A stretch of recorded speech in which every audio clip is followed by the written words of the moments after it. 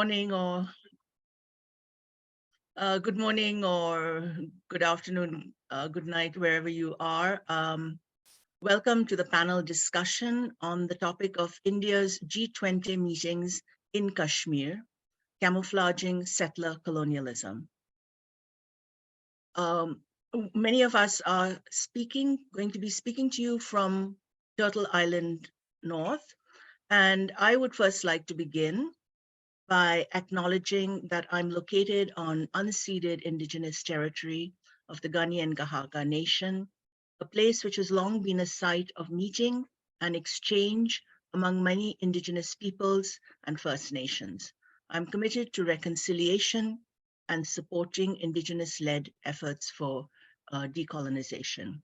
As you can see from the screen box, my name is Dolores Chu, and I've been involved in solidarity and support work for a long time.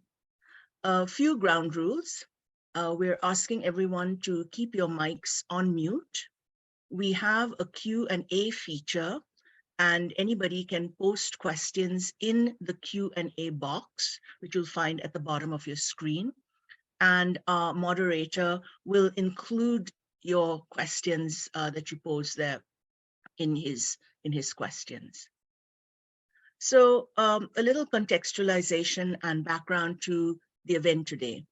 The Intergovernmental Forum, the G20, is being hosted by India, its current president. As the 19 member countries and various other stakeholders come together to discuss important issues of global economy, sustainable development, and climate change, India's role as a host has raised many questions. This expert panel will examine, sorry, my screen sort of just went blank, so I'm just going to my printed script. This expert panel will examine the controversial issue of hosting G20 meetings in an internationally disputed region of Kashmir. Kashmir is subject to settler colonialism, forced and illegal demographic change, expropriation of land, economic extraction, and environmental and ecological degradation by the Indian state.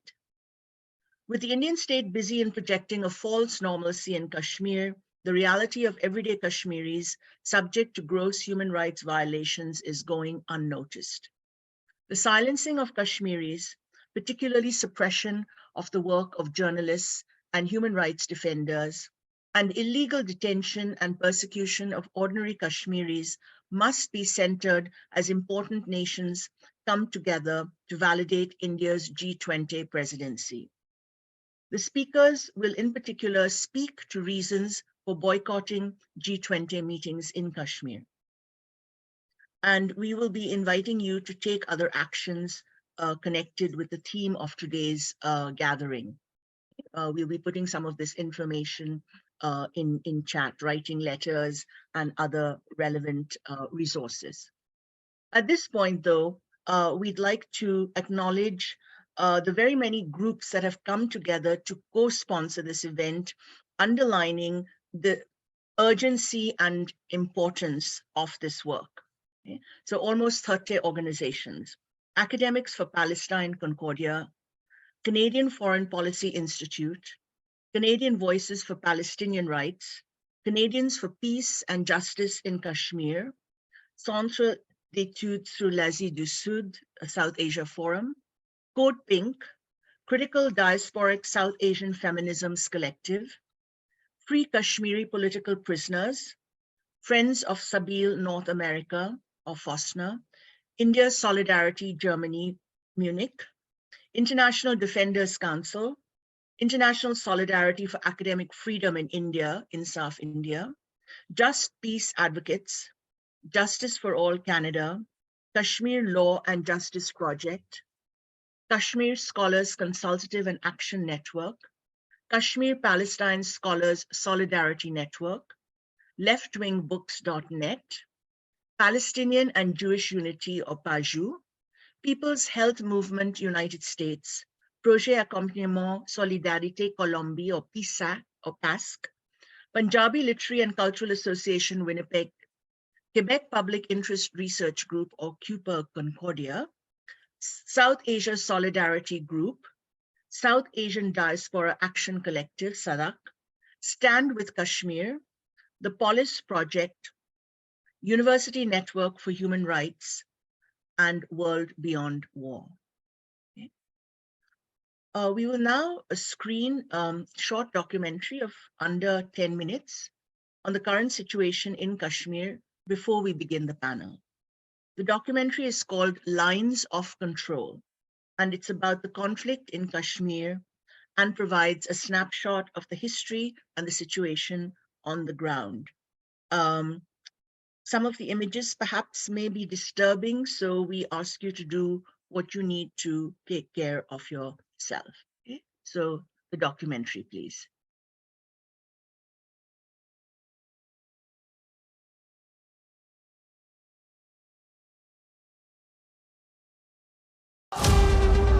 Kashmir is a region between India and Pakistan, and part of it is also occupied by China. Kashmir is one of the worst humanitarian crises that the world faces in the current moment. It's a nuclear flashpoint, and that's what we need to understand. It's 8 million people who have been under direct military occupation from India since 1947. What we also see is the exacerbation that happens because of the Hindu nationalist and the supremacist government that has been in power for the last 6-7 years. And from 2019 onwards, what we have watched is Kashmiris completely being dispossessed by settler colonialism that India has put into action. What we see in Kashmir is not only the physical killings and maimings and incarcerations. What we also see is the actual killing of people's aspirations for their own self-determination, which has been promised to them by the international community, especially the United Nations.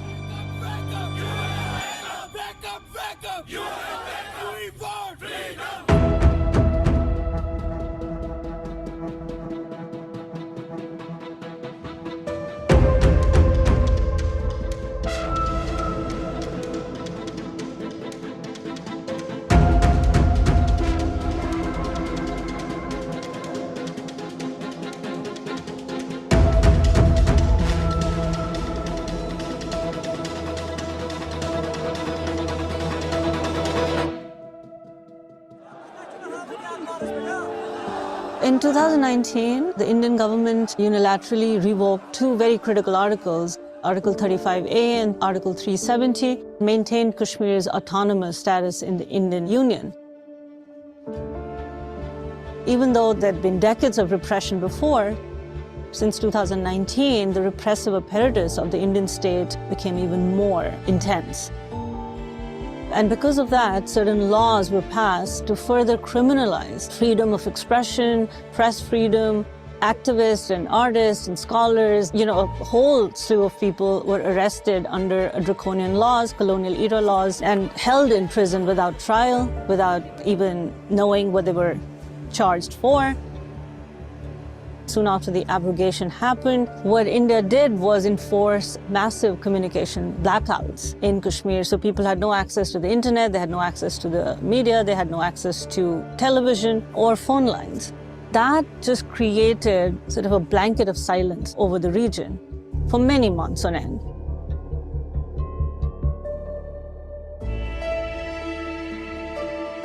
Kashmir was historically a distinct region in the Himalayas, a people with their own distinct sense of self, their own identity, who interacted with the outside world, but on their own terms.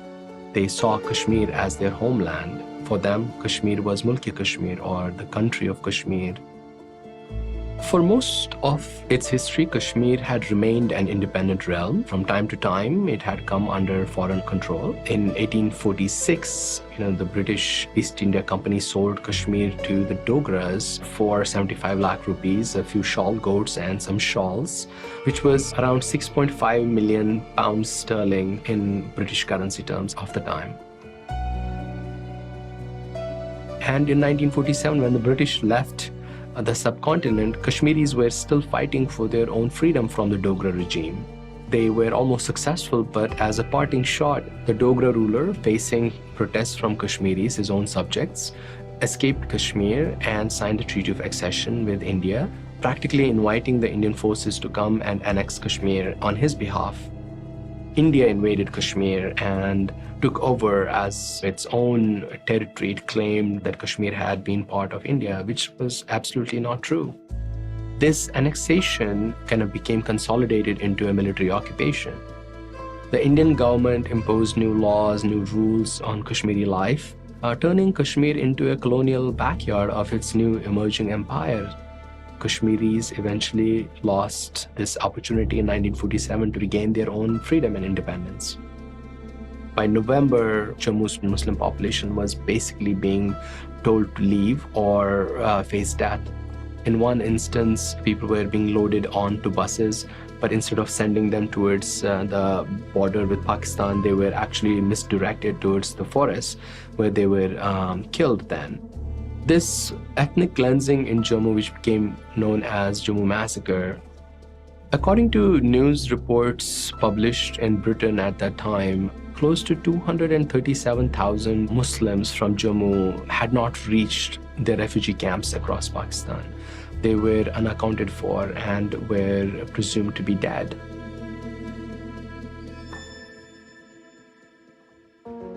There are three nation-states, nuclear powers, China, India, and Pakistan, all of which exert their territorial claims over Kashmir. India claims Kashmir in its entirety based on a provisional accession that was signed between the Hindu king, an unrepresentative ruler, and India. Pakistan claims Kashmir because of its predominantly Muslim population and calls it its jugular vein.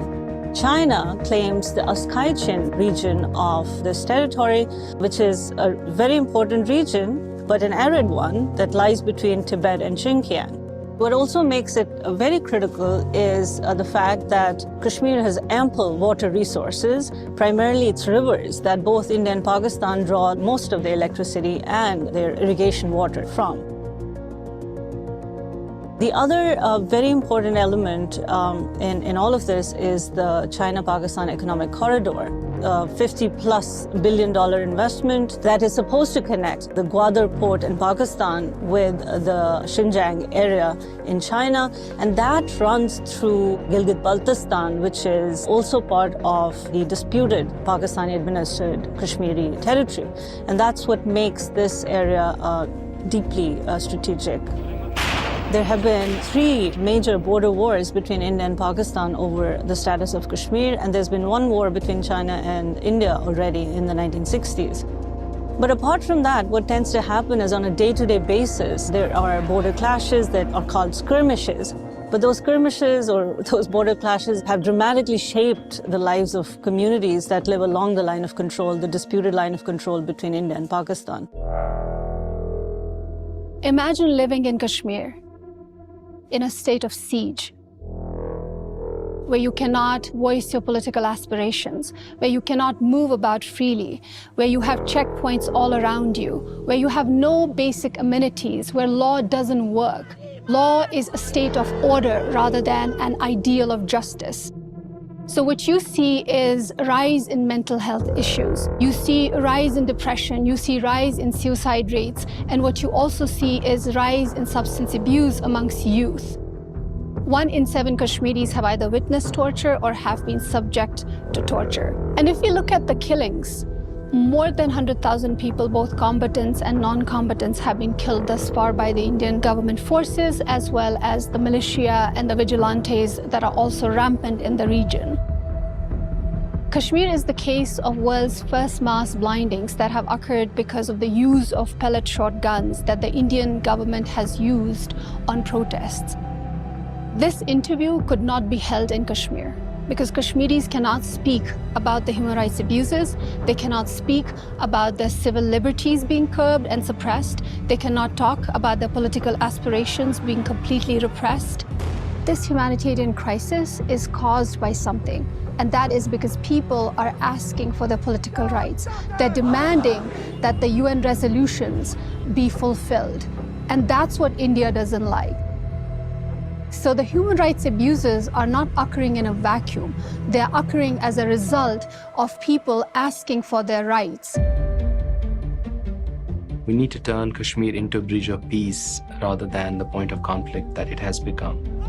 Kashmir belongs to the people of Kashmir, and they should be the ones to determine their own future. For that to happen, the United Nations Security Council needs to fulfill its own mandate.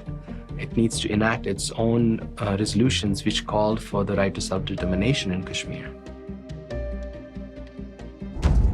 If you want to help, you should sign our petition here. What's next in this documentary is that you can ask questions, learn about Kashmir and its people. You can also explore the interactive map and learn about the military occupation in the region and about the critical events that have unfolded in Kashmir over the recent years. Thank you.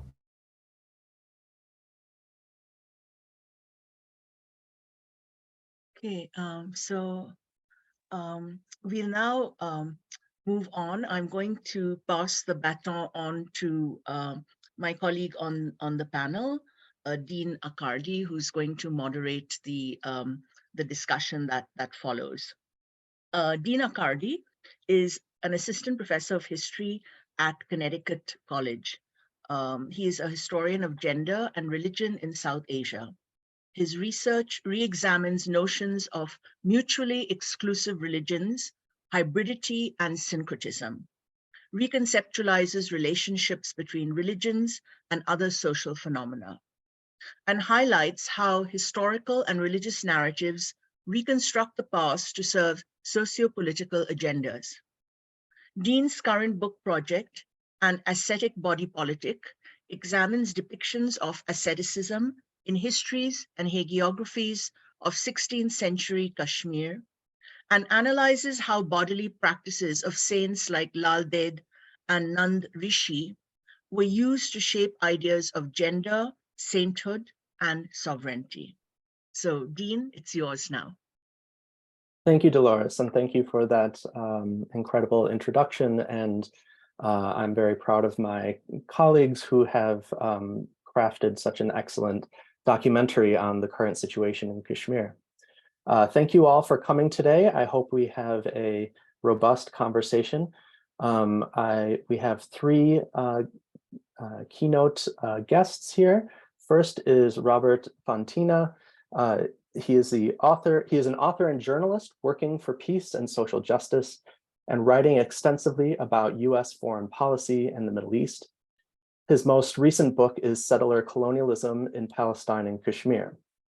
Additionally, he serves on the boards of World Beyond War, an organization that seeks to end all current wars and prevent future ones, Canadian Voices for Palestinian Rights, and Canadians for Peace and Justice in Kashmir. He is the co-host of the podcast Geopolitics, Exploring Myth and Realities. Next, we have Anam Zakaria.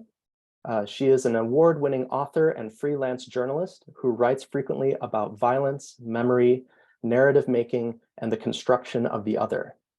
She has authored Between the Great Divide, A Journey into Pakistan-Administered Kashmir, and her work has appeared in the New York Times, Al Jazeera, CBC, and the Toronto Star, as well as several South Asian media outlets. Third, Ather Zia is a political anthropologist, poet, short fiction writer, and columnist. She is Associate Professor of Anthropology and Gender Studies at the University of Northern Colorado, Greeley. Ather is the author of Resisting Disappearances, Military Occupation and Women's Activism in Kashmir, which won the 2020 Gloria Anzaldúa Honorable Mention Award, the 2021 Public Anthropologist Award, and Advocate of the Year Award in 2021. She has been featured in the Panelist 2021, a list of 100 women from the Global South working on critical issues. She is the co-author of Can You Hear Kashmiri Women Speak?, Resisting Occupation in Kashmir, and A Desolation Called Peace. She has published a poetry collection titled The Frame, and another collection is forthcoming. Ather's ethnographic poetry on Kashmir has won an award from the Society for Humanistic Anthropology. She is the co-founder of Kashmir Lit and is the co-founder of Critical Kashmir Studies Collective an interdisciplinary network of scholars working on the Kashmir region. Ather is also co-editor of Cultural Anthropology. So to begin our panel, we will first have each of our panelists give a 5 to 7 minute opening remarks, and then I will come back with follow-up questions. And if you from the audience would like me to include some of your questions to the panelists, please add it to the Q&A, and we will hopefully be able to get to your questions. So first, we'll turn to Robert Fontina. Good day, and thank you. It's a privilege for me to be part of today's panel.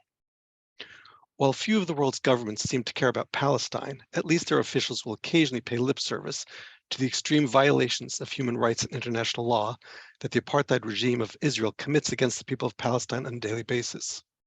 Sometimes, following a particularly egregious crime, there will even be some news coverage about it. But generally, the myth of Israel as a democratic state is declared, although few outside of profit and power motivated governmental leaders believe it. Yet for the Kashmiris, even this limited attention is not granted, despite the fact that the brutal settler colonial project that India is perpetrating on the Kashmiris equals, if not exceeds, that of Israel's on Palestine. Zionist beliefs in Jewish superiority parallel Hindutva beliefs in Indian superiority, and India is following the Israeli model. There can be no doubt that India is a settler colonial nation, with Kashmir as its victim. Settler colonialism differs from colonialism, the goal of which is to dominate an indigenous majority to fulfill the interests of the dominating nation at the expense of the nation being colonized. With settler colonialism, the goal is to permanently occupy the nation or territory being colonized. Since the abrogation of Article 370, thousands of Indians have moved into Kashmir, taking control by force of administrative positions in all areas that were once held by Kashmiris. Once prevented from purchasing land in Kashmir, Indians are now free to do so and are taking full advantage of that. The goal of settler colonialism is to establish a new state on someone else's land. How is India accomplishing this? On November 16th of 2019, 3 months after the abrogation of Article 370, Sandeep Chakravorty, India's Consul General to New York City, was in New York attending a private event, and he clearly outlined the plan.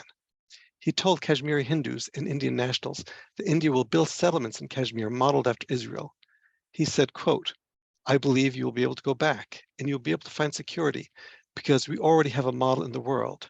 I don't know why we don't follow it. It has happened in the Middle East. If the Israeli people can do it, we can also do it," close quote.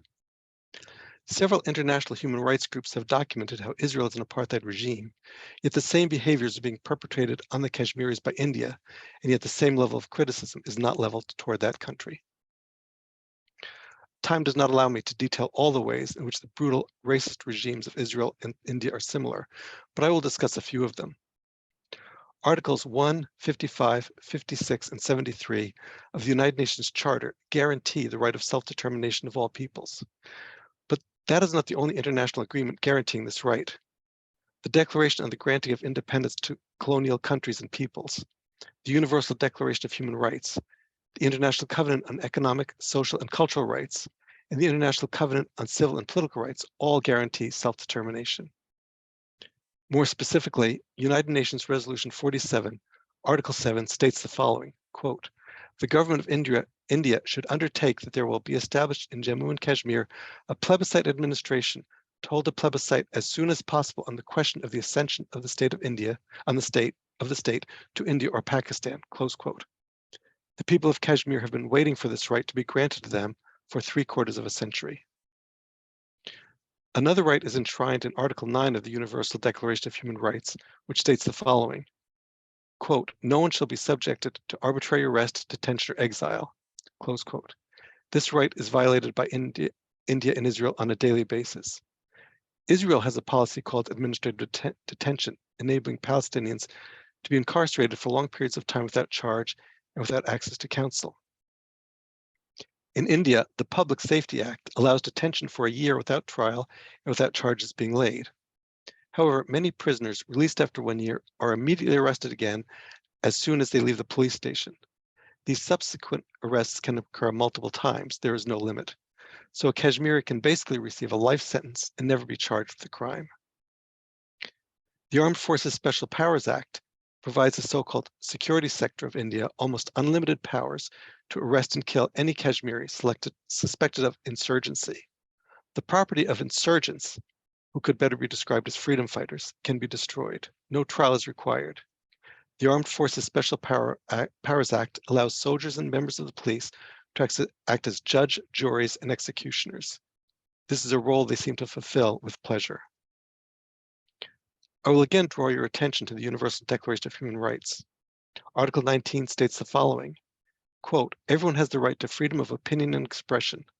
This right includes freedom to hold opinions without interference and to seek, receive, and impart information and ideas through any media, regardless of frontiers," close quote. In Israel, Palestinians can be imprisoned for simply writing poetry and posting it to social media. Anti-Zionist Jews who speak against the regime are threatened and beaten by soldiers. Reporters in the West Bank, the Gaza Strip, and Jerusalem are threatened, harassed, and killed by Israeli soldiers. The situation in Kashmir is similar. 1 year after the abrogation, laws made public gatherings dangerous for any participants, and nearly 4,000 people had been arrested within that 1 year, accused of throwing stones or being miscreants. These actions were part of the Safety Act, a Public Safety Act I mentioned earlier. Additionally, political leaders were arrested and denied access to the Kashmiris who are seeking freedom. Journalist Misbah Reshi, writing for the Leaflet on September 18, 2020, just a year after the Indian abrogation of Article 370, said this, quote, "On June 2nd, the Jammu and Kashmir administration, this is the Indian administration, approved a new media policy titled Media Policy 2020 in order to ensure a synchronized and effective use of all forms of media and to build public trust and foster a genuinely positive image of the government of India and strengthen the relationship with key stakeholders," close quote. When an avowedly racist government sets media policy, there can be no freedom of the press or free speech. And now India seeks to present an all-is-well vision of the situation in Kashmir to members of the G20. Government leaders who attend will stay in luxury hotels and eat the finest food. They will see a sanitized version of Kashmir, much like many government leaders who are treated to expensive vacations in Israel only see what Israel wants them to see. People attending the G20 meetings in Kashmir will not see the many political prisoners, including children. They will not see the people expelled from their jobs to be replaced by Indians. In no way will they witness the ongoing violence perpetrated on the men, women, and children of Kashmir. Their motorcades will not take them past burned buildings where Indian forces shot and killed innocent people. They will see no protests since protest leaders have been killed or incarcerated, and the fear of attending a public gathering to protest the repressive Indian regime is so great since so many Kashmiris have seen loved ones die or be arrested for peaceful protests. Yes, foreign leaders will praise India for its work in Kashmir, ignoring the reality that India will not let them see. Since profits, power, and adulation are more important for most government officials than human rights and international law, and since they seem willing to overlook abject suffering, we must speak for those who are voiceless. As journalists, human rights activists, and others in Kashmir are silenced, we must raise our voices so they will be heard. It is a moral obligation. The people of Kashmir are relying on us. Thank you.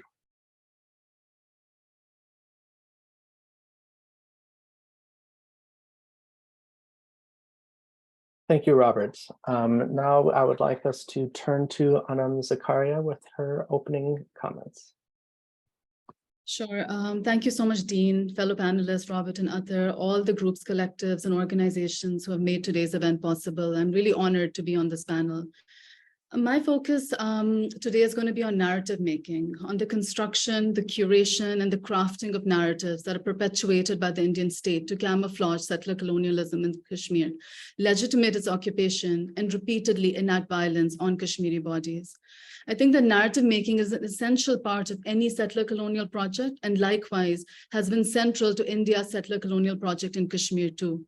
I also think that hosting the G20 summit itself in Kashmir is central to this narrative making. The planned meetings are themselves another effort to further India's narratives, or rather myth making, about Kashmir and Kashmiris to the larger world. That until recently, there was minimal reluctance or resistance to attend the summit by members shows that the optics, the illusions, the mirages that India tries to project are to quite an extent very successful. These planned meetings in the coming days are only meant to further normalize and cement the settler colonial project. Many of us in the room today are familiar, very, very familiar with the narratives that circulate on Kashmir, about Kashmir. These are narratives of quote unquote development, narratives of progress, narratives of modernity, narratives of normalcy. These neoliberal notions of progress, of development, of modernity are used to provide a moral cover to India's policies, enabling an inscription of violence with impunity. This project is neither new, of course, nor simple enough to dissect in its entirety today. Multiple structures, tools, and techniques from Bollywood to mainstream media to smart policing are deployed in the myth-making about Kashmir and Kashmiris. For today's conversation, I'll just touch upon three techniques. The first is the weaponization of politically charged language. Kashmir has long been framed as a bilateral issue between India and Pakistan, and further as Pakistan's state-sponsored terrorism. Now, in the context of rising Islamophobia post 9/11, the use of words, the deployment of words like terrorism, fundamentalism, radicalization, to refer to Kashmiris fighting for their rights and freedom are done consciously, deliberately, and convincingly. The evoking of this language is meant to, and indeed serves to, depoliticize and delegitimize the movement. Once Kashmiris are labeled as Islamic terrorists, a dehumanization begins to unfold, reinforcing Islamophobic tropes already percolating in the West, turning the violence on its head, and presenting Indian secularism and democracy as a victim of terrorism. Any reaction by India, any kind of oppression by India, then thereby gets justified. Secondly, by framing it as a bilateral issue, Kashmir is reduced to a bilateral spat between India and Pakistan. Efforts are made to draw false equivalencies or claim a higher moral ground. In particular, there's a weaponization of very, very real and very grievous issues in Balochistan and Pakistan-administered Kashmir to instrumentalize, neutralize, trivialize, and legitimate violence by the Indian state on Kashmir, in Kashmir and on Kashmiris. My own work, which focuses on stories of men, women, and children living by the LOC, the line of control, in Pakistan-administered Kashmir, highlighting their grievances and struggle, is often distorted, capitalized upon by Indian media to claim how much better off Kashmiris are in Indian-occupied Kashmir. The juxtaposition with Pakistan is used by India to define itself as everything Pakistan is not, both in the Indian imaginary, but also the global imaginary. If Pakistan emerges as fundamentalist, authoritarian, and backwards in this imaginary, then India is portrayed as shining, the world's largest democracy, tolerant, pluralistic, the land of yoga, Gandhian nonviolence, peace, and so on. One story I co-wrote with fellow journalists about sexual violence experienced by women and girls hiding in bunkers to save themselves from Indian firing on the line of control was reduced to headlines like Jammu and Kashmir women become role models, their counterparts in POK, that's Pakistan-occupied Kashmir, and China struggle to survive.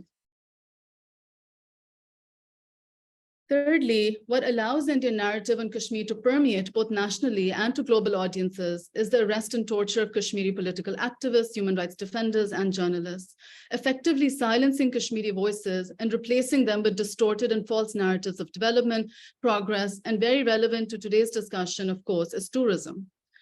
That the meetings being held in Srinagar are focused on tourism is no coincidence. The reported efforts to beautify, sanitize, and purify Kashmir, all through even more heightened security and militarization, and commodify, commercialize, and sell Kashmir as a pristine and exotic tourism hub is not lost. Inviting tourists to a land colonized and occupied, presenting it as a utopian landscape that India has returned tranquility, modernity, and Hindu civilization to, making it palatable for international audiences, capitalizing upon religious tourism, and instrumentalizing the summit to bring investments to Kashmir that Kashmiris will only be exploited, rather benefit from, are all an extension of the settler colonial project. The theme of India's G20 presidency claims to focus on striving for just and equitable futures in harmony with the ecosystem, emphasizing an inclusive and developed India with a human-centric approach at its core. India has long claimed that through the abrogation of Article 370, through the domicile law, through other neoliberal ventures, Kashmir would quote unquote limp back to normalcy. The beautification of Kashmir, the arrest and repression of Kashmiris, the hosting of the G20 summit is meant to serve as a garb, as a facade, as an illusion of this quote unquote normalcy. I'll end by saying that there are many reports, there are many facts, there are many statistics and accounts out there already, written and published by Kashmiris at great risk to their lives and to their security to bust these very myths, these very narratives. We saw the documentary earlier today, and Ather, of course, spoke about the challenges of doing this kind of work, doing these kind of interviews from Kashmir, from the ground, and what that can mean. There's enough material out there. The reality is not hidden unless we want it to remain hidden. This then is a moment of reflection for the international community. What are you becoming a part of? What are you endorsing? What are you becoming and long have been complicit in? And for places like Canada and the US, where I know many people have collected today, that have their own violent relationships with their own indigenous populations, I also ask, how do your policies in and outside of home further legitimate violence on indigenous bodies? Thank you so much. Thank you, Anam. And third, and certainly not least, Ather Zia, we can have your opening comments. Before we turn to you, though, I just want to remind audience members that there should be a Q&A button option at the bottom of your screen. So if you have questions for our panelists, please put them there. Okay, thank you. Ather, please. Thank you so much, Dean, and thank you to the organizers. And I think we have laid quite a good roadmap for the audience, and when this will be circulated to the broader viewership about why Kashmir is a settler colonial issue and also what exactly is happening. And I have a few things that I want to touch upon, but before anything, I do want to kind of bring focus to G20, the boycott, that the protests that are being collectively done against what's happening. A lot of people think about development and G20 and economic order and all of that. But why is it that Kashmiris are protesting G20? Is it that there's they have a regressive gene of some kind? So that's something that we do want to talk about, that G20 in Kashmir is equivalent to building a fountain in a burning house. And the Kashmir is burning at the moment. Dissent is the juice of democracy.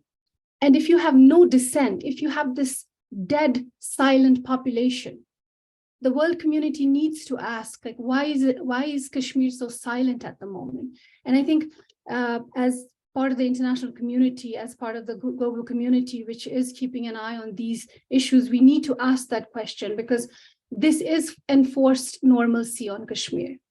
As the G20 is happening, as these delegates are going to move from the airport to these places which are curated, and now they're actually changing the places and they're beautifying, as the aesthetics of Kashmir, beautifying an open air prison. That's what they're doing at the moment. So we need to think, how is this G20 going to operate? And we also know that some of the countries are downsizing their representation, including Saudi Arabia and all of that. That's still evolving.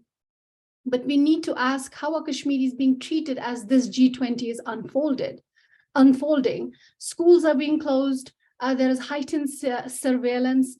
I don't want to call it security, because it's not Kashmiris being secure, because they're totally unsecure. But the Indian military, government forces, they're ensuring to choking people's normal lives.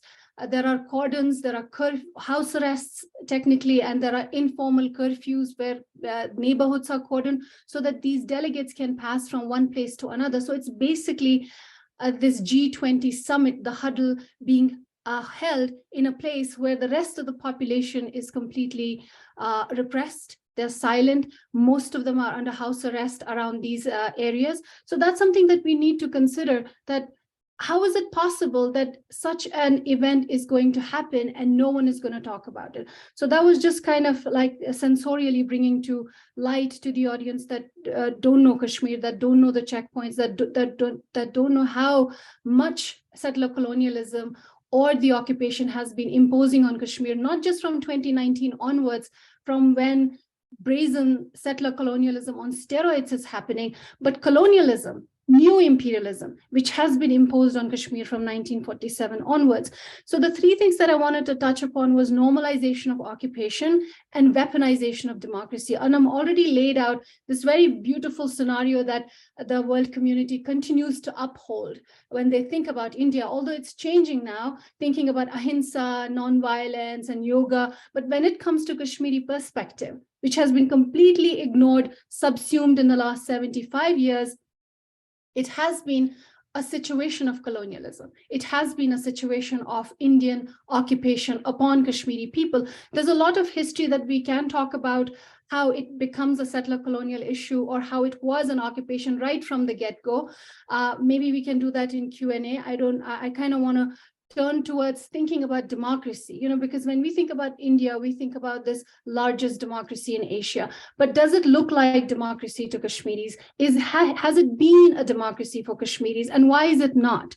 So the first and foremost is that India always upholds the idea of elections, which is a very symbolic way of portraying democracy, the Westphalian Eurocentric democracy, which is not working anywhere in the non-West. So that's something in Kashmir, which was imposed from, let's say, 1947 and 1951. The elections were imposed on Kashmir by India for the entire Kashmir, including the Pakistan administered Kashmir, which is Azad Kashmir for all practical purposes, because those people liberated themselves from the role of the Dogra ruler, which Muhammad Junaid earlier talked about. So what happens in 1951 is India wants to do elections inside the territory it is occupying. And UN and Pakistan also lodges its complaint saying that you cannot hold elections in a disputed territory. And it's the case is sub judice. But what India says is that we have to do governance. So these elections are for governance. And that is the moment when illicit elections, these are not legally bound elections. These are illicit elections that have been held inside Kashmir. And for Kashmiris, they have taken part in elections, and which has also been part of the client politician process that has taken place inside Kashmir. Because from the get-go, you had a lot of client politicians that were carrying India's water inside Kashmir. And those are the ones who are taking part in elections. And then it's very clear for people that there is an election that's held for governance, but there is politics of azadi and independence.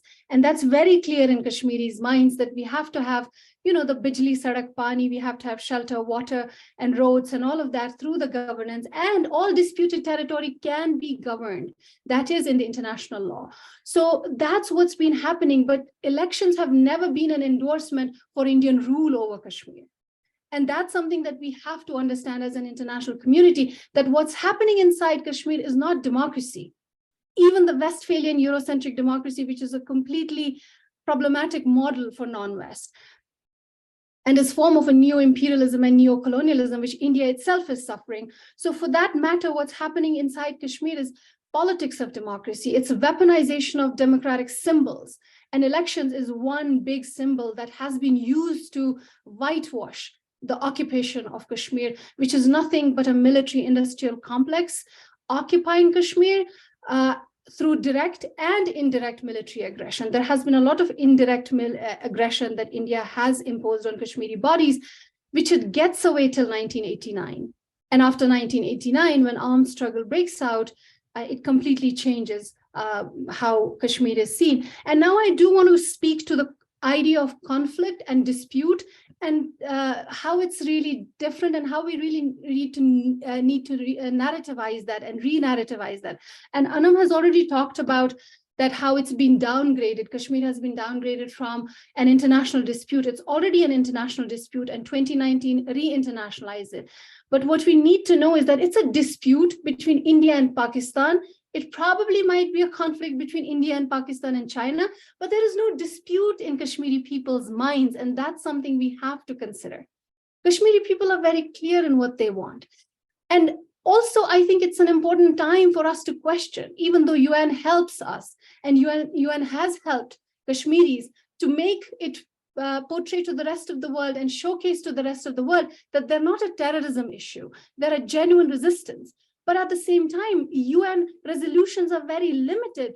Can we have 19th century, 20th century solution for a 21st century problem. This is a historic problem, but at the same time, it's a 21st century problem.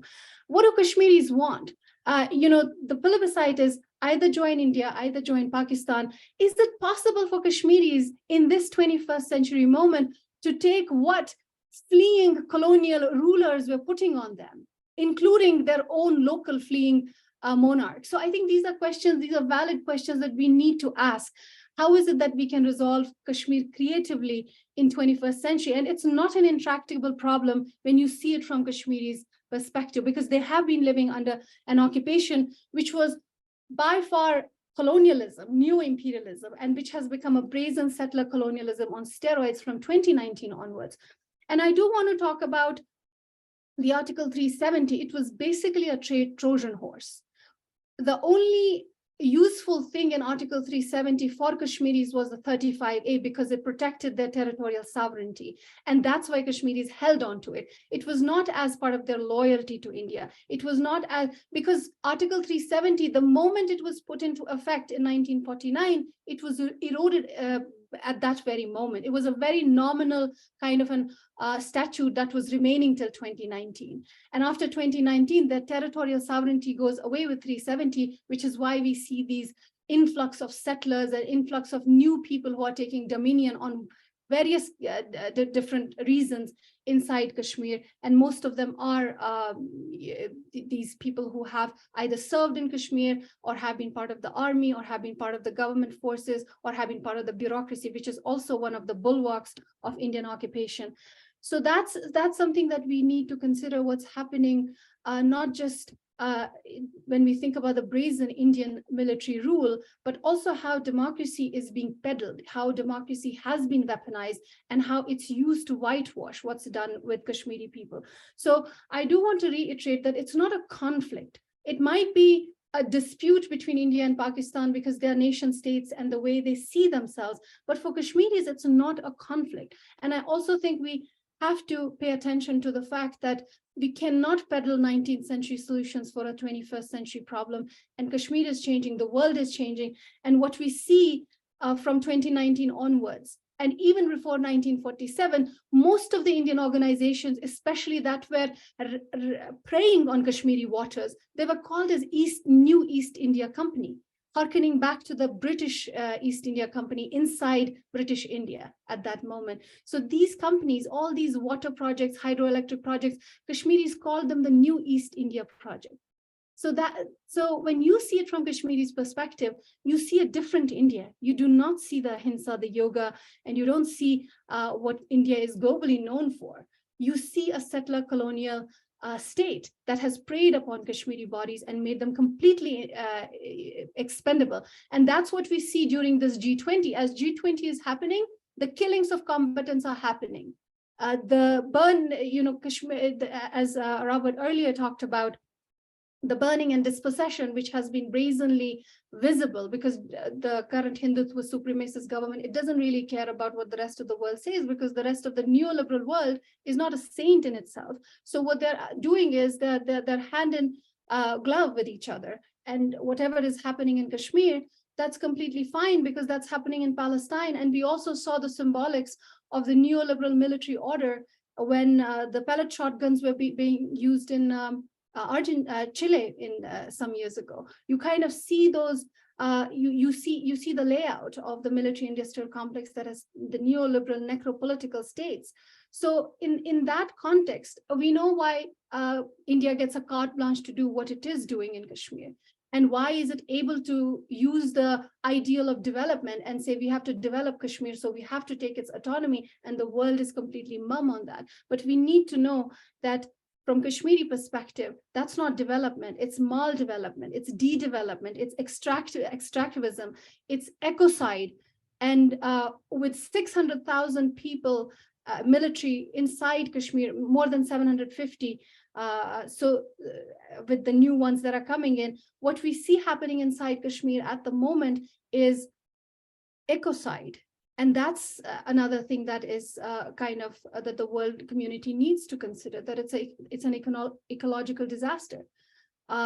If Kashmir is the size of, more or less the size of UK, the amount of army and the amount of territory it occupies is the size of Dallas.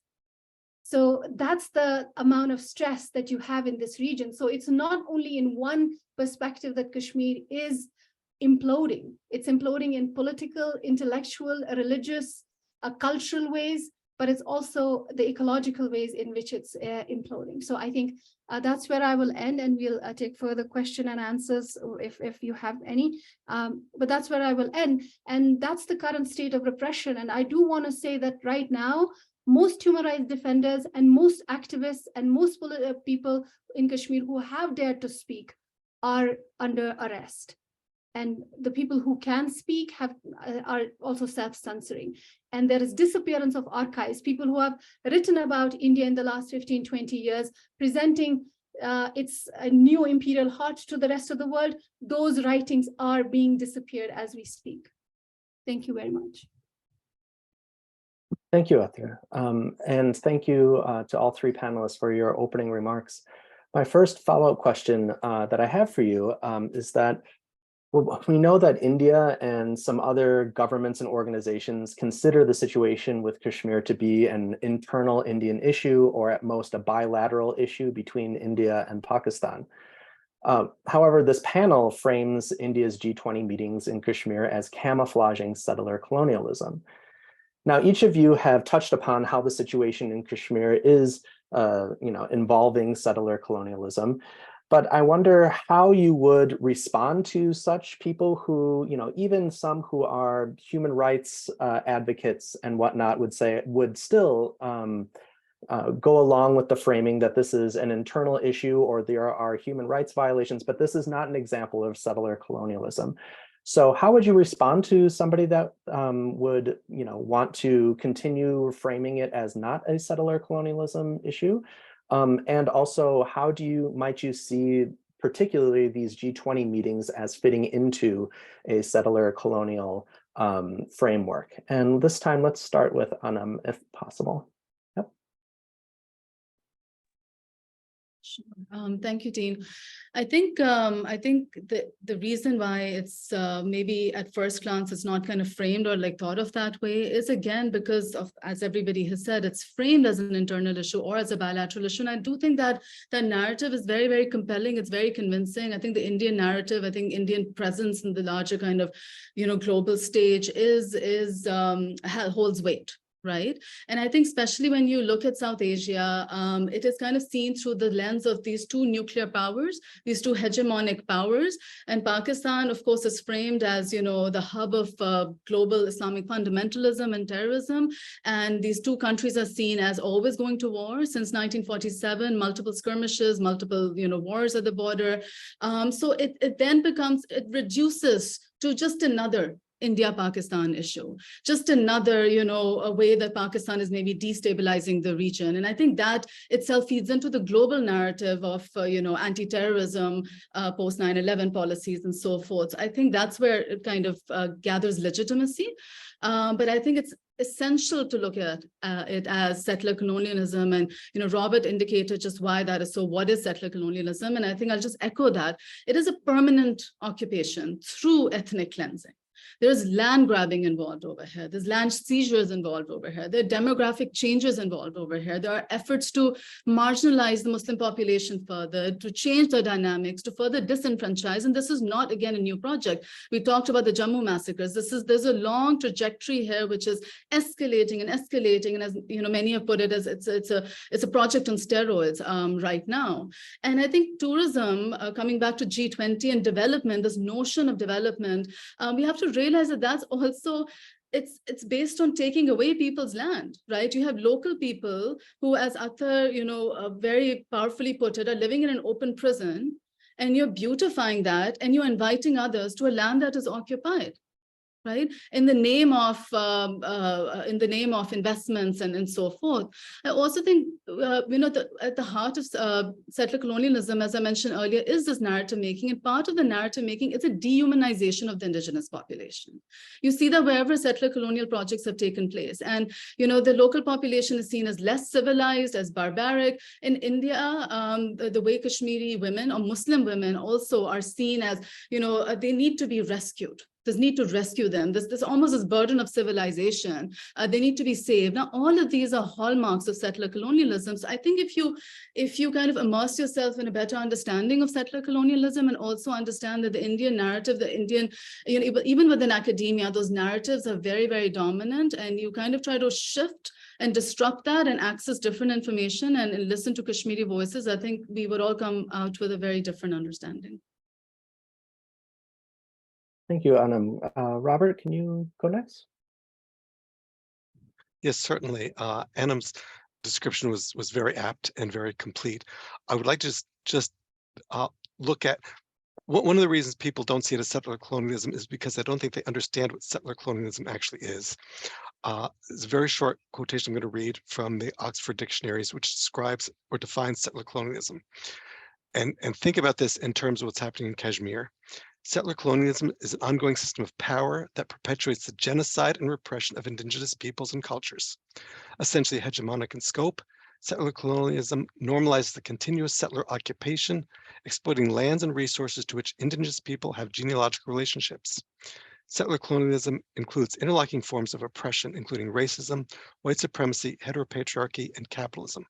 So in the close quote, in the case of Kashmir, it's not white supremacy that India is perpetuating or is operating under, but it's Hindutva, the system that says clearly that the Hindus are entitled to all the land, that anyone who isn't Hindu is not worthy of any rights in the country. But the concept of genocide and repression, we're seeing that on a regular basis in Kashmir. The normalization of the occupation, Indians are now able to move into and buy land, which they are doing certainly, and displace the Kashmiri people. So it's a permanent situation. It's one that is intended to be permanent by India. It is settler colonialism by every definition of that term. It is not an internal issue. In 1947, 1948, the United Nations said that the future of Kashmir would be decided by the Kashmiris. As Ather said earlier, the idea of any democratic action would require the voice of the people to be heard. And this is the basic concept, or one of the basic concepts that the Kashmiris are being deprived of. There's no question that what India is doing is a settler colonialism project. It is extremely brutal. It is illegal under international law, and it must be ended. Thank you. Ather, could you weigh in on this? Yeah, I could just fill in a little. I think enough theoretical and examples have been given in order to kind of make it palpable how it's settler colonialism, and we talked about it earlier as well. But I do want to say one thing that might, for those people who don't know Kashmir's history or are interested in knowing, there's one important event that happens in 1947 that even Kashmiris themselves, the younger Kashmiris, not the ones who were born in 40s, 50s, 60s, the ones who were born in latter part of 70s or 80s, even they knew as what is known as the Kabaili raid, meaning the raid of the tribals. And that kind of tells you how hegemonic Indian narrative has been for the last 75 years. So I think my generation, we had, not that there was, Kashmiris have written in the last 72 years, 75 years, but that's not been read outside in the other parts of the world, and which is unfortunate, but it's also telling of how hegemonic India's narrative has been about Kashmir and how it has portrayed Kashmir. So the tribal raid was framed as hordes from the northwestern frontier province mixed with what then became with what had recently become Pakistan in that time period, had come inside Kashmir and they had been marauders of some sort. Now, I'm not saying that there was no violence, but the fact is that this was narrativized by India as a tribal raid. But when you look at it from the perspective of Kashmiris, it doesn't, what is kind of deleted is the Jammu massacre, which Muhammad Junaid talks about, which happens around that time, even before that. And then most of these people are coming to help the co-religionists who are being killed at that time. And what is also left out, that the massacre that happens in Jammu is aided and abetted by the monarch, and is also aided and abetted by the RSS, which is the militia wing of the BJP, the current ruling Hindutva, the supremacist Hindu party.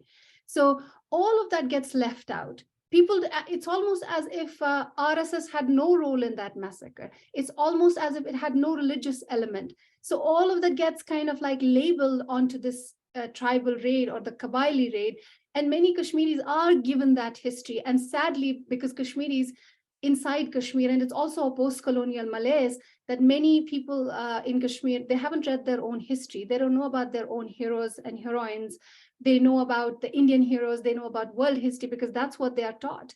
And the kind of education that has been given inside Kashmir from 1947 onwards is really to create a constituency for India, rather than making people politically aware and the rights and the erasure of own history. So Kashmiris had to, they had to educate themselves in this entire history that had been lost and erased. So many Kashmiris, and the other part of it is also Kashmiris who had been exiled during that time to Azad Kashmir. Their history is completely erased. They are completely ignored and subsumed. And now we have kind of like begin to see, and this has already always been known as the Holocaust of the East, the Jammu massacre, which was completely, it was completely pushed under the carpet as if it had never happened, as if Jammu province had always been dominated by the Hindu population. But 64% of Jammu was Muslim in 1947, and it became, I think, less than 40% after the massacre. And so that tells you the hegemony of Indian narrative. It takes Kashmir's history and then feeds it to them in a different form, as if Kashmiris are their own enemies.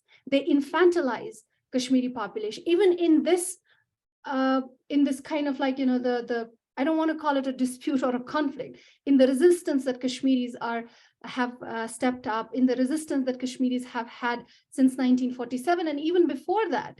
Kashmiri resistance is not 70, 75 years old. It's more than that. If you want to put a formal date, let's go to 1931, when the Dogra ruler killed 22 Kashmiris in the plaza while they were trying to do protest and prayer together. So Kashmiris have been infantilized as if they don't know their own mind, as if they don't know what they want, as if they are kind of like lost between the two countries. And that infantilization and that patriarchal nature has been kind of hegemonized by India. And tourism is also a part of that, because it's almost like, this is the only thing that's good for you. Developing all other parts of economy are seen as less useful, because tourism is going to keep Kashmiris very servile, because it's a servile kind of economy that's developed around it. And you have to be hospitable. Otherwise, you have to put a smile on your face and cater to the Indian tourists while their army and the government is killing them and is making them expendable.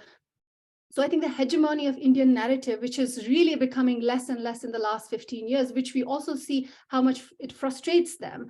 And I think that's very important for us to consider, which has narrativized this as a dispute, and now it has downgraded it to internal dispute. And I think that's the information war that has to be stepped up with all the allies and the solidarities that we have in the international community. Thank you, Ather. One thing that I very much appreciate you were saying it, but many of you have brought this up, is this this development discourse seems to be running through all sorts of actions that India and others have been involved in Kashmir keep deploying.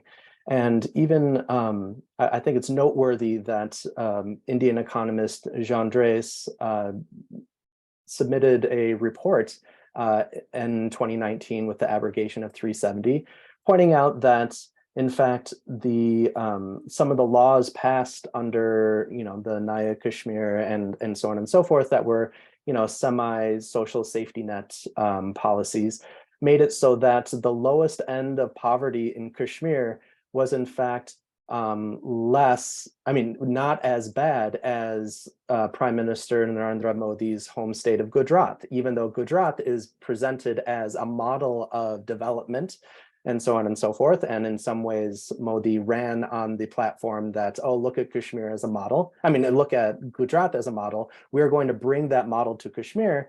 Jean-André said, oh, well, if you bring that model to Kashmir, it will increase poverty, not reduce it.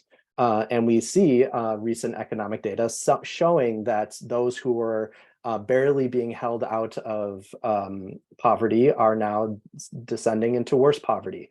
Likewise, we see that for the G20 summit, that kind of infrastructural spending in Kashmir is for beautification for non-Kashmiris.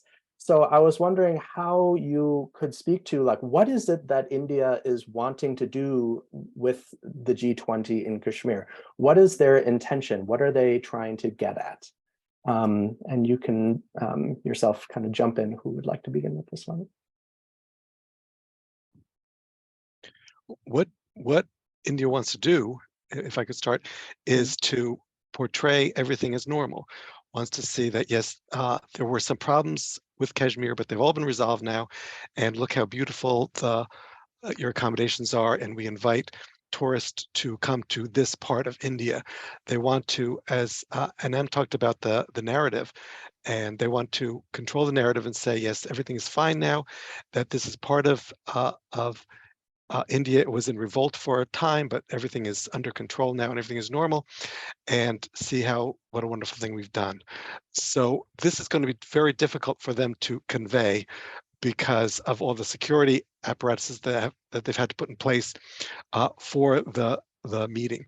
However, the idea is to present a facade of normalcy. It's going to be, as I said, very difficult, but India wants to increase its trade with the world, its reputation on the world stage, which right now should be worse than it is because of the treatment of the government towards Muslims and specifically towards Kashmiris. But in general, it's a very unjust society, and this is what the Indian government hopes will be a platform for them to discount those facts that are being seen on the world stage, or to some degree, we know that a lot of this is hidden, but they're looking for a projection of normalcy and that all is well in Kashmir, and also to kind of preclude Pakistan saying anything about Kashmir, because if everything's normal and it's part of India, what can Pakistan say? But these are all lies that's trying to tell the world, and the governmental leaders who attend, some of them are going to believe it, and that's where the danger is. If I can jump in there, absolutely what Robert said, projecting normalcy. I'll just add that there's also very real extraction of resources that would benefit India. So there are economic aspects over here as to why it would want to do this, right? Why it would want to, quote unquote, normalize, draw in investment and so forth. I also think that we have to keep in mind that this really feeds into Indian national politics and national elections. Right?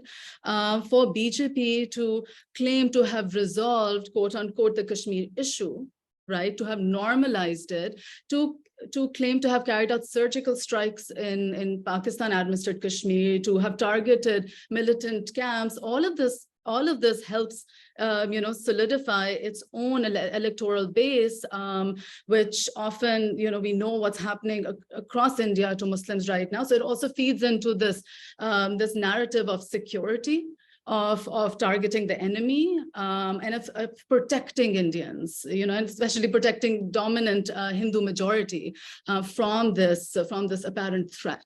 So I think we also need to keep in mind how this impacts the national political environment and what BJP is trying to do over there as well.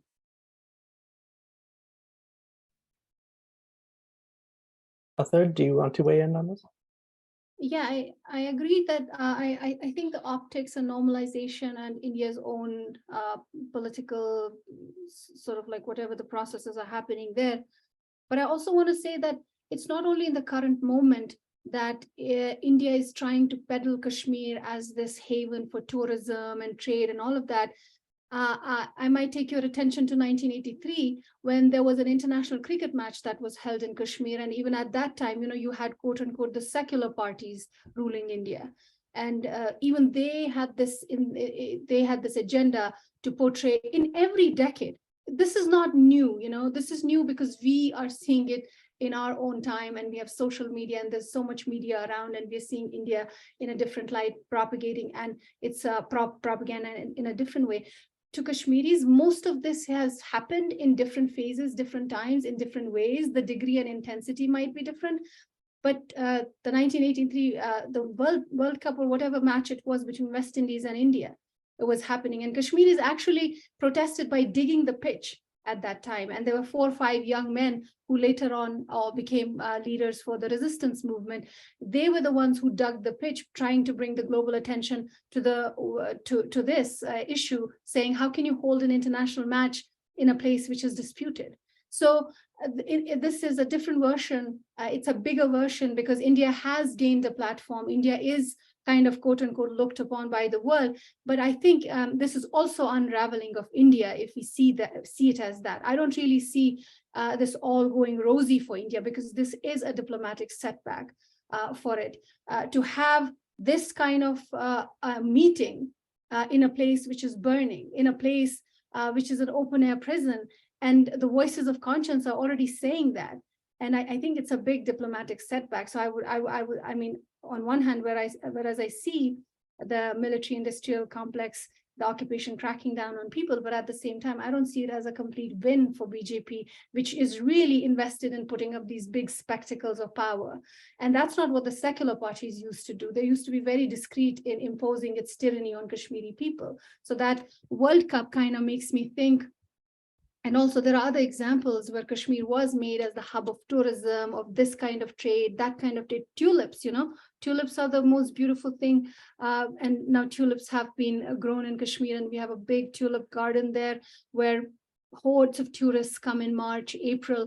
And it's really ironic that that tulip garden is on, part of it is like the place where you had secret prisons.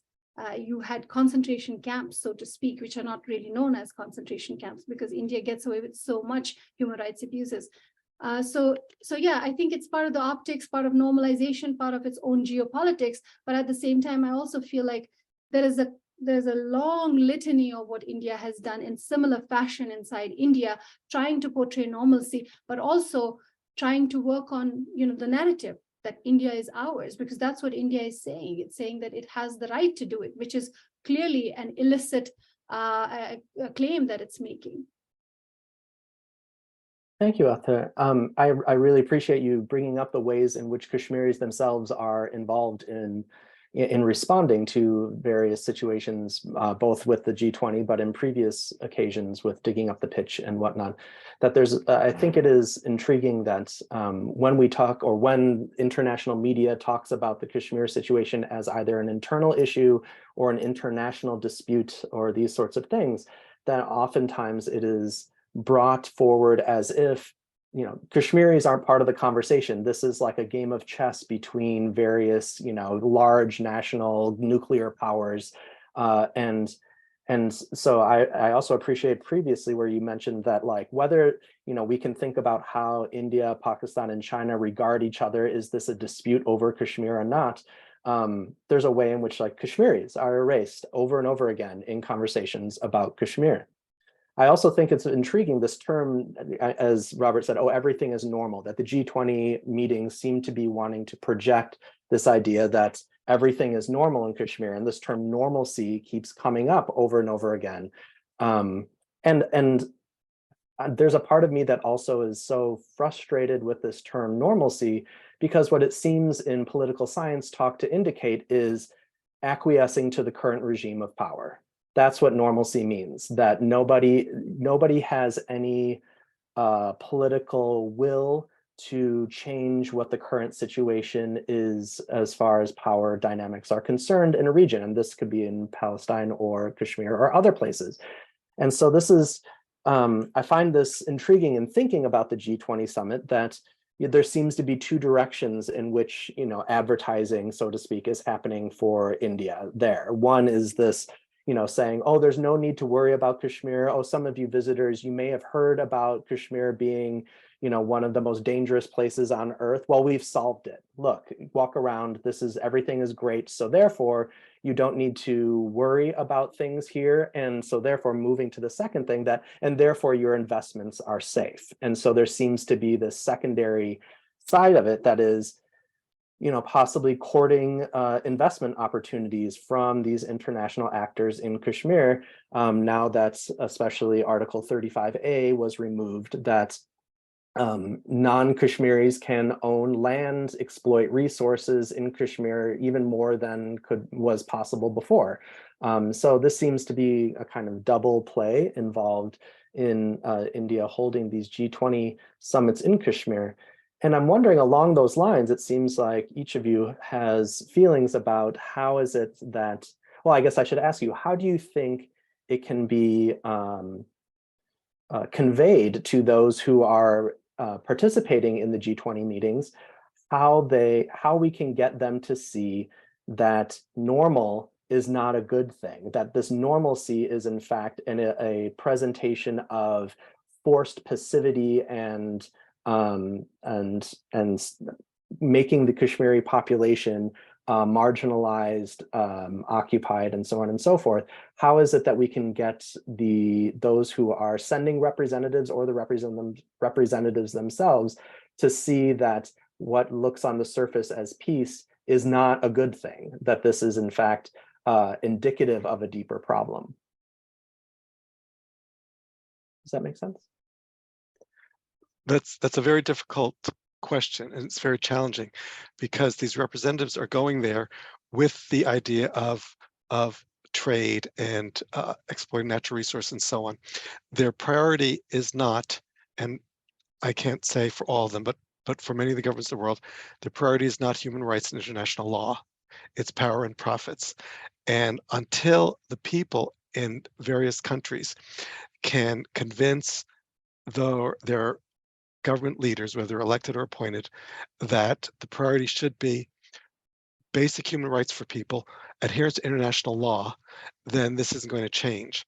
Now, what we can do in this current situation is if those people attending these meetings decide they want to see a different part of Kashmir than they're allowed to go to, and then they're forbidden for doing so, they need to question, why is this? Why can't I, if everything's so wonderful here, why can't I travel freely around the country? They should question why they're seeing so much security from their hotel rooms. And if they can do this, then perhaps they'll begin to question the idea that what may be peaceful that they're seeing does not indicate justice by any means and needs to be addressed.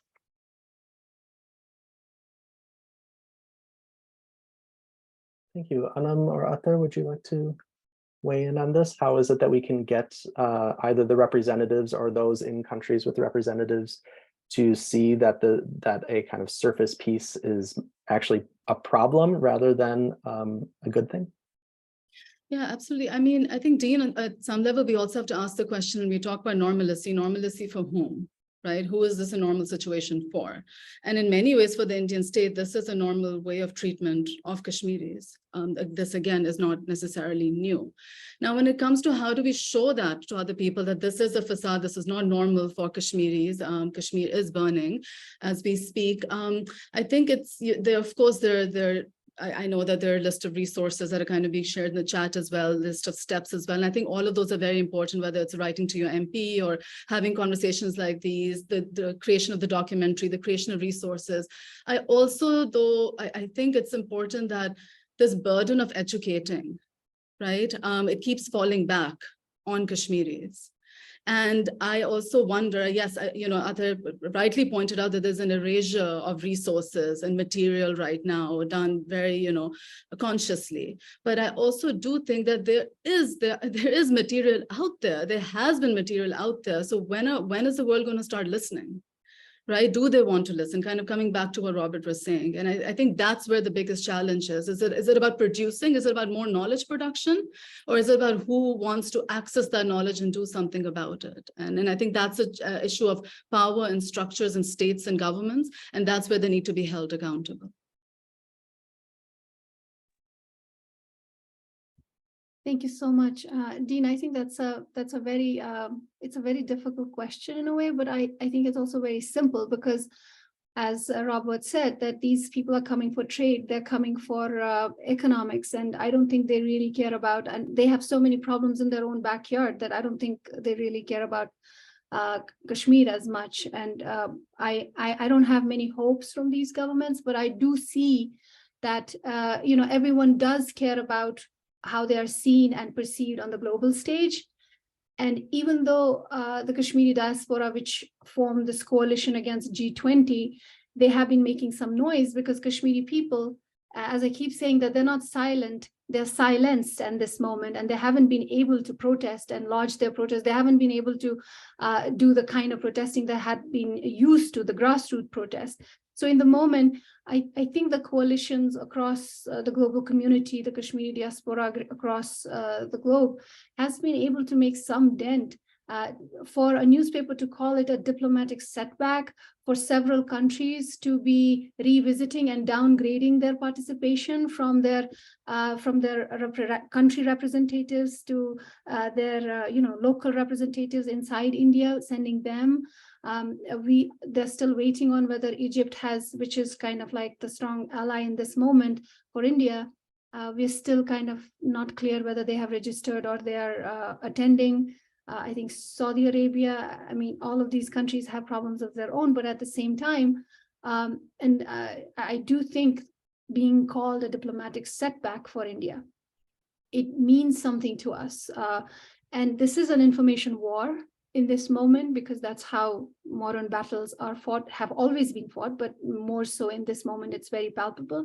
So I feel like that kind of work has been done. And Anna, when I said archives are being are being disappeared, they're being disappeared, like the journalistic work. But Kashmiri scholars in the last 20 years, and Kashmiri writers and activists in the last 75 years have produced a lot of work that is out there and that needs to go out, and the rest of the world needs to read that. Having said that, this is not the only time that India, normalcy is an object for India.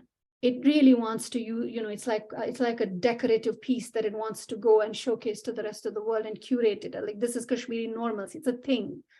When the siege was happening in 2019, the siege was still in effect. Kashmiris were under house arrest. All Kashmiris, the millions of population, they actually took a delegation to show them how normal Kashmir was. I mean, that's an irony in itself. And there were global representatives from different countries who went in to see the normalcy in Kashmir. It's a thing. I think they should have a monument inside Kashmir, which should be the normal Kashmir, and that's where they should go and come back, in some sort of a game. But that's kind of like the objectification of normalcy that has happened inside, and that goes within the subjectification of Kashmiri bodies. So we keep seeing this happening over and over. And it's going to happen more and more because Kashmir has opened Kashmir's veins. We have lithium mines that were discovered long back. But because I'm no fan of Article 370, because that was a Trojan horse that enabled India to do what it is doing along with the client politicians. But at the same time, the territorial sovereignty angle was very important. Not that Indians were not doing trade inside Kashmir or did not have properties inside Kashmir, but those properties were under lease. And they had like 100 years long lease to do those businesses and have those properties.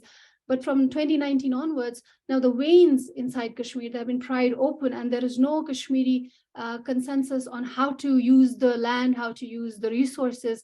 And that kind of extractivism is happening. And I think I think that this kind of economic incursion that G20 is doing to show normalcy, but also to kind of like have real trade come in, is going to be a consistent effort that India does, but I don't think it's going to be as successful. In the last 3 years, they have been talking about this kind of an alliance, that economic alliance, this kind of investment coming inside Kashmir, but nothing is tangible on the ground because the situation is not really conducive. At the same time, we have to ask that, do we really want that kind of development into this fragile, ecologically fragile environment? Do we want those kind of industries inside Kashmir? So that's a question that we want to keep on asking the global community, which is kind of thinking of going into Kashmir. And I think UAE is doing some sort of alliance with India to go inside Kashmir, open some businesses. So that's something that we need to keep in mind. So yeah, that's my answer to this question. And Kashmir, as usual, it's like an onion. You peel one layer and then there's another, and then there's another, then there's another. So that's how India has gotten away with its settler colonialism thus far. Thank you. Yes, one of the things that stood out to me that Anam said was that the burden of educating the world on what's happening in Kashmir keeps falling upon Kashmiris. And yet one of our audience members posed a very important question or comment that points out that Indian colonization, the colonization of Kashmir, includes the colonization of knowledge, such that Kashmiri researchers, scholars, and we also know journalists find it very difficult to get their work published or to get their work out into the world if it is in any way critical or opposing the narratives that India wants to project about Kashmir. And so I think there's a question of how do we confront those restrictions? And we know that journalists are either imprisoned or otherwise told to only write, kind of in some ways fluff pieces, things that are like, oh, what was the weather today in Kashmir? And all the issues that are happening on the ground seems to be have to be produced or at least published outside of Kashmir. Likewise, scholars or those who want to do research in Kashmir rarely are able to complete their research, or if they do, that they are not able to get it published, or if it's published, not get it circulated outside of Kashmir. So all of these layers. And so I'm wondering how we can think about that, that simultaneously the world is saying we need Kashmiris to tell the world about what's happening in Kashmir, and yet there's a very serious crackdown on Kashmiris being able to do so. What is a way that this can be pushed forward? Or how can we kind of circumvent these restrictions in order to be sure that Kashmiris are able to get the word out? Or are there other avenues that you think would be useful in order to kind of attend to these problems?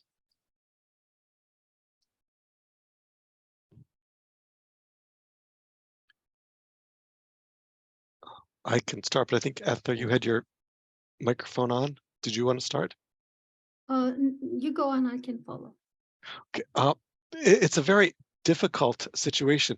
Journalists, of course, in Kashmir are arrested and killed. So there is that silencing there. But internationally, why aren't we, as the question said, why isn't there more scholarship published on the Kashmiri situation? I think what needs to be done is, as the question mentioned, there need to be independent Kashmiri journals. I don't know how one gets started, but I think that needs to be done. But also, I mentioned in my remarks similarities between the situation in Palestine, situation in Kashmir. And I think there might be merit in something that I hadn't thought about prior to today that I will do myself, is to submit articles about Kashmir to Palestinian journals that do exist, in the hopes that people who are sympathetic to the Palestinian cause will learn about what's going on in Kashmir, because as we've talked about today, a lot of people simply don't know what's going on in Kashmir. In the Indian narrative has been fairly successful in spreading the lies that India wants to hear. It is criminal, really, that there aren't journals that are focused solely on Kashmir, since so much is happening, so many people are suffering horribly. And the fact that some countries, India and Israel to name two, can get away with these crimes against humanity, these constant violations of human rights, constant violations of international law, is something that needs to be publicized, that needs to be addressed so that accountability can be held. So I personally would like to see Kashmiri journals, but until they are established, and if there's some way that I can assist in establishing them, someone let me know, then I would like to see submissions to other to journals that do support other oppressed peoples. And perhaps that is one way of starting to decolonize the knowledge about Kashmir.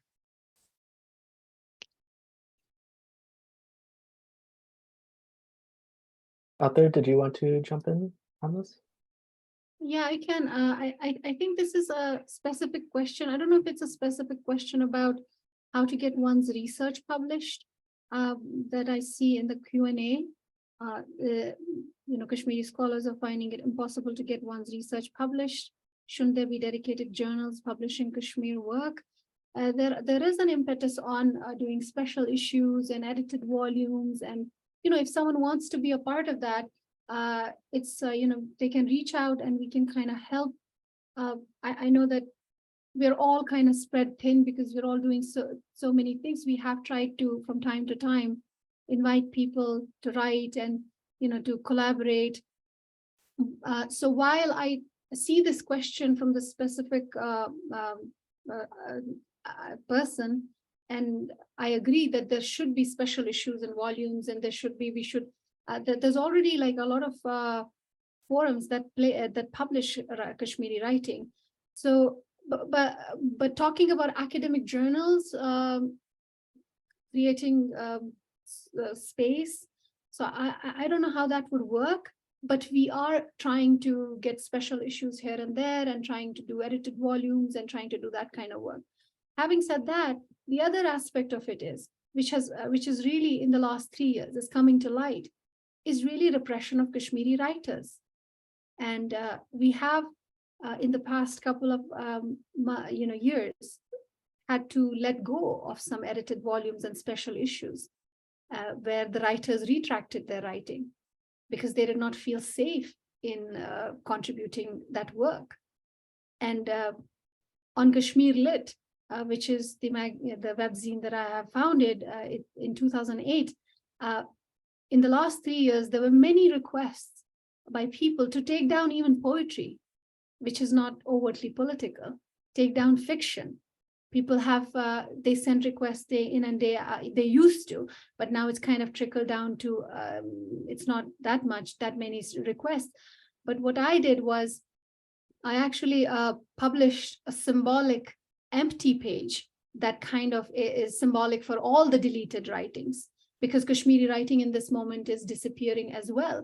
And not just because they are deleting it, but because there is also a lot of self-censorship, because there's a lot of persecution. The dissent has been criminalized to an extent that India thinks everything that Kashmiris are writing is against its sovereignty. So that's also a problem. So that's kind of a problem that's palpable in the last 3 years. So while I respect the fact that we have to create places and forums for Kashmiri writing, and we should have an impetus on that, I'm also worried about people who have written and who are getting persecuted and retracting of writing, and we having to let go of projects because all the writers took back their writing. That had been our focus, to have like, let's say 12 writers from Kashmir publish in a special volume or an edited volume, and then at the last minute we had to let go of the entire volume because all the writers took their work back because they were in government jobs.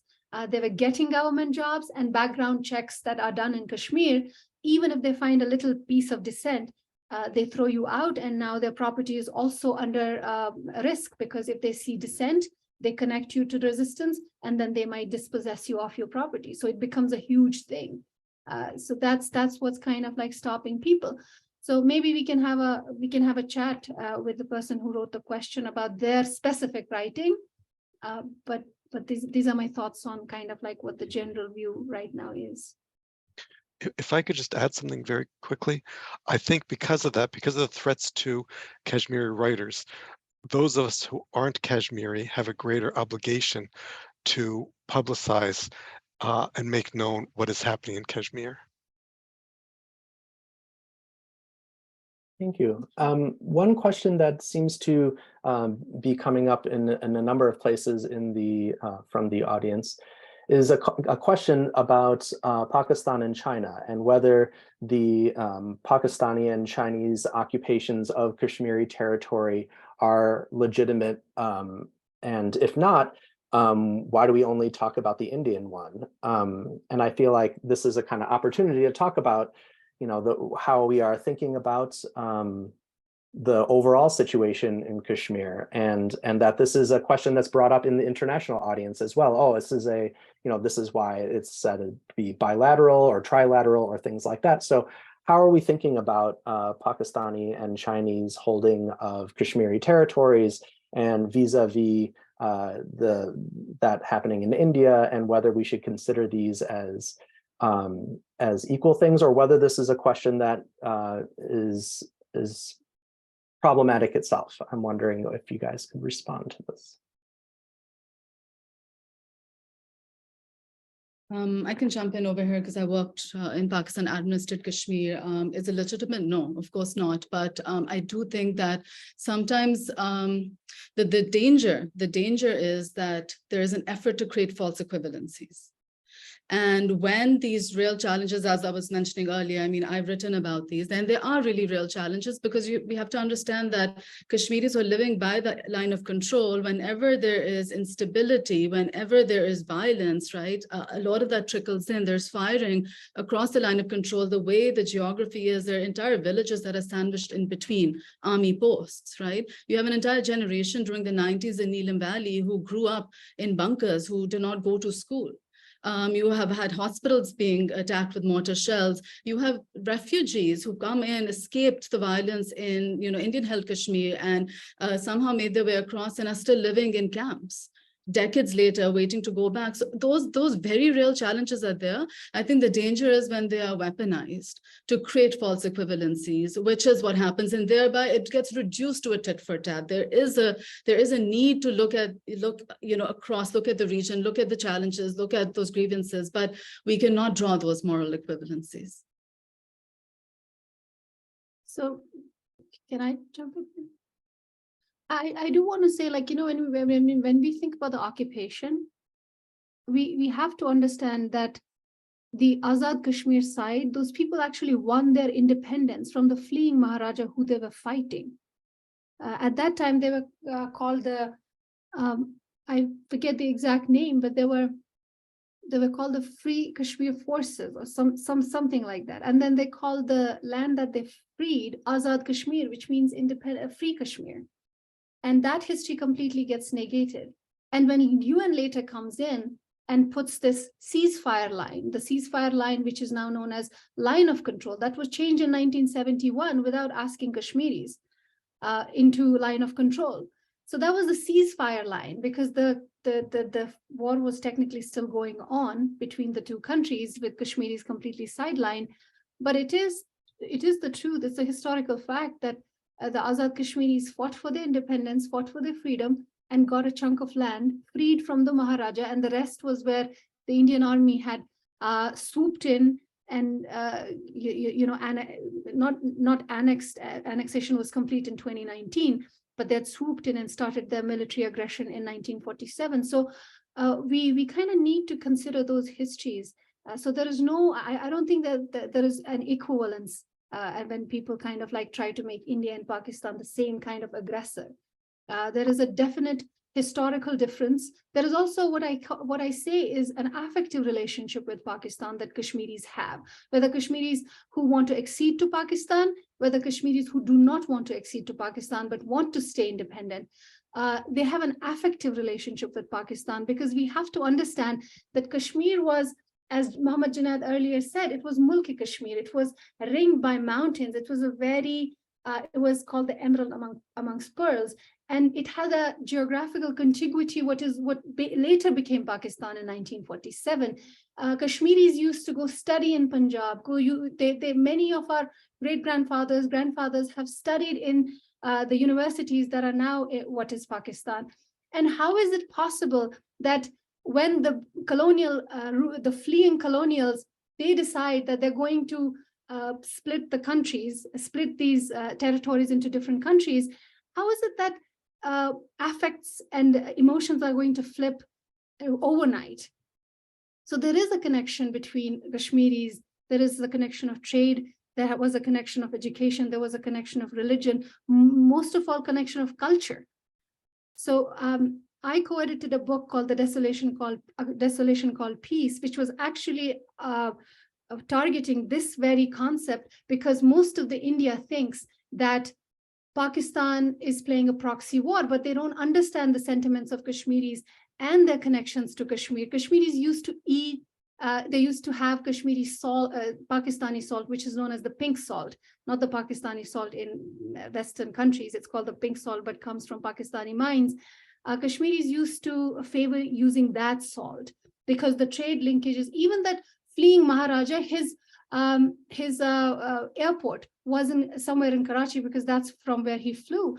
So he had a standstill agreement with Pakistan rather than India because India was refusing that.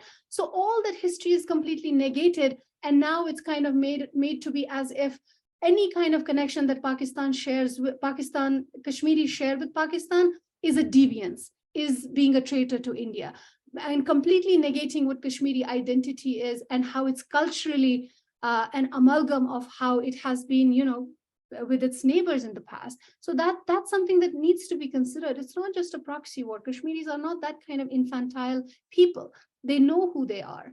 So that's something that we have to consider, that we don't have to just think about Kashmir from 1989 onwards, from 1947 onwards.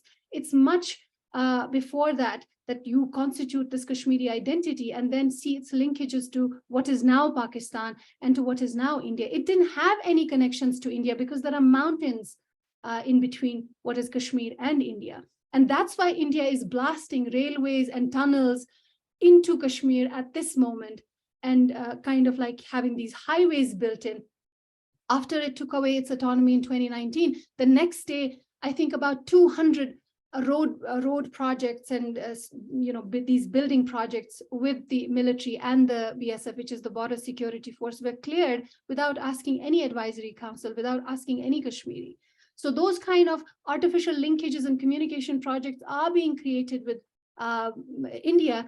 So in this current moment, the entire history of the region with what is now Pakistan, with what is now Azad Kashmir, is completely annihilated, and it becomes very easy to call it Pakistan's proxy war and call the combatants from Azad Kashmir Pakistanis. That's also another erasure that happens of Kashmiri resistance movement. Thank you, Ather. I know we're over time, so I wanted to ask one last question of our panelists before we close things up. And I'd like us to return again to the kind of present moment and the G20 meetings. One of the things that we talked about before is this desire to project that there's no need to worry about Kashmir, that everything is normal now, everything is fine, so on and so forth, as part, and on the one hand, because it is probably responding to participants' knowledge of Kashmir being considered this most dangerous place on earth, that it's this war-torn region, so on and so forth, so make it appear normal. But it also seems that another issue that might be on the mind of various participants is a concern over Hindu nationalism, that this is an issue that is on the minds of many members of the international community and the rise of Hindu nationalism. And yet there's a way in which talking about the rise of Hindu nationalism is spoken in totally different arenas from the Kashmir issues. And I was wondering if you could speak to how is it that Hindu nationalism is involved in the current situation in Kashmir? And how is it that the G20 meetings taking place is maybe functioning along the lines of addressing concerns over Hindu nationalism? if I can start, Hindu nationalism is key to what's happening in Kashmir today, that the Modi government and Modi himself has been for decades a genocidal figure. He is responsible for the deaths of countless Muslims. I mentioned earlier in my remarks that the Hindu nationalist theory says that if someone is not a Hindu, then they're entitled to no rights. The only way they can gain any rights is by giving up their belief in Islam, becoming Hindu, converting to Hindu, and embracing everything. This is key to what's happening to the barbaric treatment of the Kashmiris and the barbaric treatment of Muslims throughout India, which seems to be on steroids in Kashmir, but it is a key issue. As far as again, getting back to the idea of normalcy, when the Hindu nationalism is sometimes talked about as a problem in international circles, it should be talked about much more. This is an opportunity possibly for India to say, no, see, it's not an issue at all. See how good things are here. So it does come into it, but I want to stress that it's key to the settler colonial project that India is operating in Kashmir.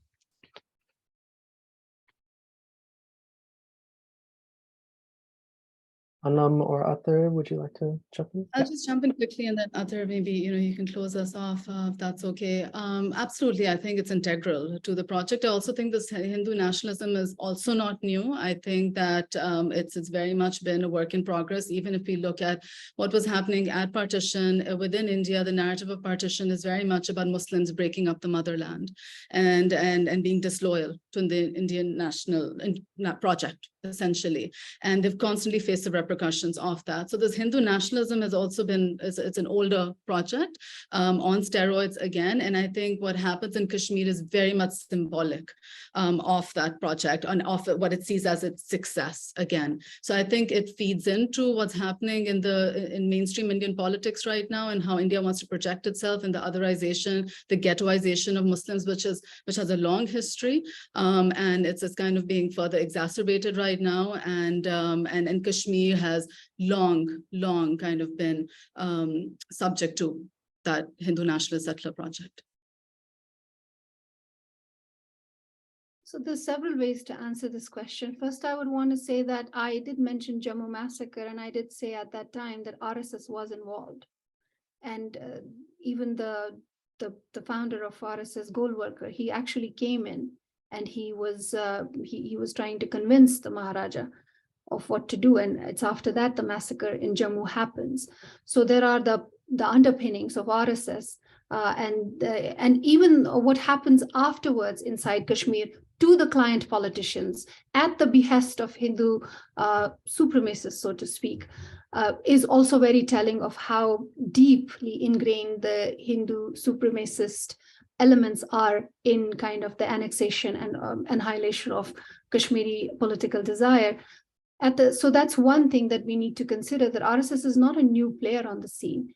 And then early on, they had it in their manifesto. The BJP has always had, when BJP came into the way it's seen as BJP as the party, it was founded in, I think, 1991 or 292.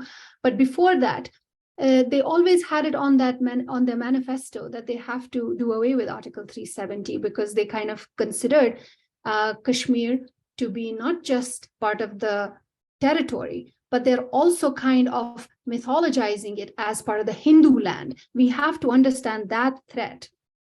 So Kashmir is not only narrativized as which is the only Muslim-dominated or Muslim majority territory, but it's also kind of narrativized in BJP's and RSS's imaginary as a Hindu land, because Kashmiris in the 8th, 9th, 10th century, they turned to Islam, and kind of like hearkening back. And I think it's very important for us who are trying to think about Kashmir creatively that we do not, I personally have started not using the word partition, because partition is so much imposed on us, rather creation. Because when we say partitioning, we're also I feel like myself, this is for myself, I feel like we're kind of like also propagating this continuity of this India that has kind of existed for the last 5,000 years, when in reality in 1947, the country you had was cobbled together by the British. And it was British India and princely states. It was not one country that was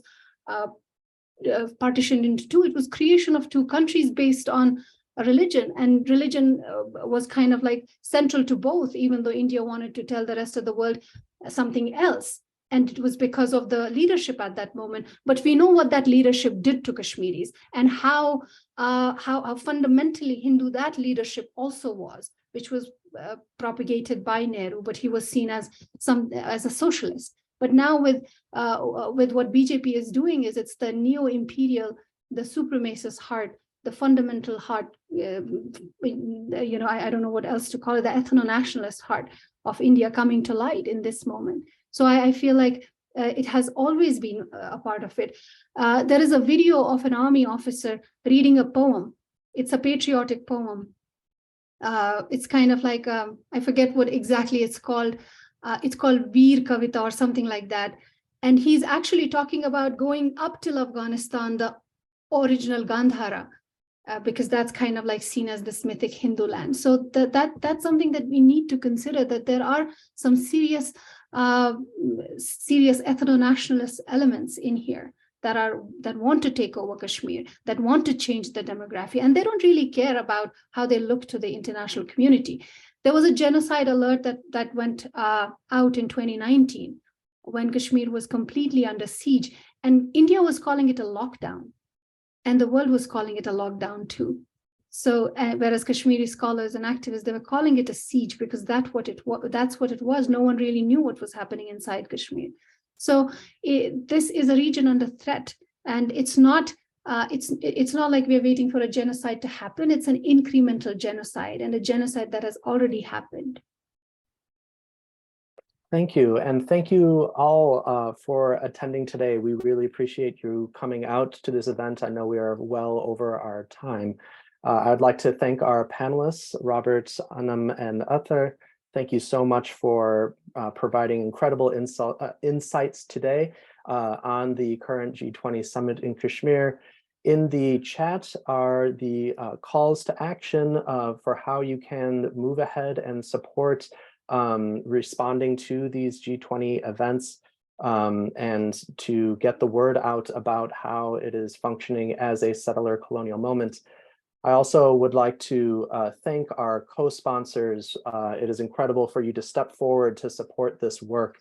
And for those who are not able to see it, they are the Academics for Palestine Concordia, the Canadian Foreign Policy Institute, Canadian Voices for Palestinian Rights, Canadians for Peace and Justice in Kashmir, SARAS, the South Asia Forum, Code Pink, Critical Diasporic South Asian Feminisms Collective, Free Kashmiri Political Prisoners, Friends of Sabeel North America, India Solidarity, Germany, Munich, International Defenders Council, International Solidarity for Academic Freedom in India, Justice, Peace Advocates, Justice for All, Canada, Kashmir Law and Justice Project, Kashmir Scholars Consultative and Action Network, Kashmir Palestine Scholars Solidarity Network, leftwingbooks.net, Palestinian and Jewish Unity, People's Health Movement United States, Project Accompagnement Solidarité Colombie, Punjabi Literary and Cultural Association Winnipeg, Quebec Public Interest Research Group Concordia, South Asia Solidarity Group, South Asian Diaspora Action Collective, Stand with Kashmir, the Polis Project, University Network for Human Rights, and World Beyond War. Thank you all so much for your sponsorship, and I hope we are all able to work together towards efforts for the Kashmiri community and to give a voice and power to those who are oppressed and held back and sidelined by these sorts of events and dynamics.